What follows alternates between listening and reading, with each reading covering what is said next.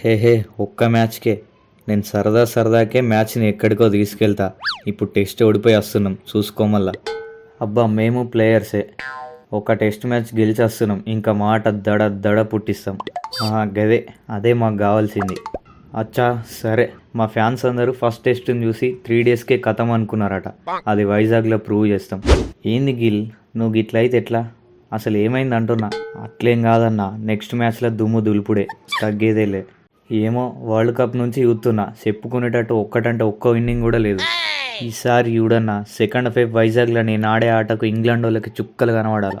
సరే సరే, కనబడేది మీకా మాకా చూద్దాం. చూసుడేంలే, నా బౌలింగ్ తోటి వైజాగ్ మొత్తం మూత మోగిపోవాలి.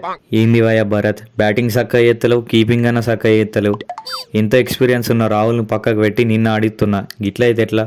హే మస్తు గ్యాప్ వచ్చిందన్న కీపింగ్ అయ్యాక. నెక్స్ట్ మ్యాచ్ చూడును. ఏం చూసుడో ఏమోపో, గిల్లేమో అట్లా, శ్రేయసం ఇట్లా, నువ్వేమో ఇట్లా. నేనేం చేసినా అన్న? నువ్వేం చేసినావా? ఇది నీ స్కోరే కదా. గిట్లానా? అంతో ఇంతో మన జైస్వాల్ పోపు ఐపీఎల్ క్లిక్ అయిండు, T20లో డెబ్యూ చేసిండు, మంచి పర్ఫార్మెన్స్ ఇచ్చిండు. టెస్ట్లో డెబ్యూ చేసిండు, గ్రేట్ ఇన్నింగ్స్ ఆడుతుండు. మళ్ళీ ఎప్పటి వరకు ఫామ్ ఉంటుందో లేదో తెలియదు. అంత లేపి ఒకసారి వండబెట్టినవేందన్న? నన్ను నీ తర్వాత ఫ్యూచర్ హిట్ మ్యాన్ అంటున్నారన్న. గిల్ని కూడా ఫ్యూచర్ విరాట్ అంటుర్రు. ఇప్పుడు కూడా ఎట్లా ఆడుతుండో. అట్లేంలే, ఇప్పుడు ఆడే ప్రతి టెస్ట్ కథ వేరే. నెక్స్ట్ ఐపీఎల్లో దుమ్ము దులుపుడే, T20 వరల్డ్ కప్కి సెలెక్ట్ అవుడే. నువ్వు ఇదే ఫామ్ కంటిన్యూ అయ్యి T20 వరల్డ్ కప్లో నేను ప్లేయింగ్ లెవెల్లో పెడతా. థ్యాంక్ యూ అన్నయ్య, థ్యాంక్ యూ.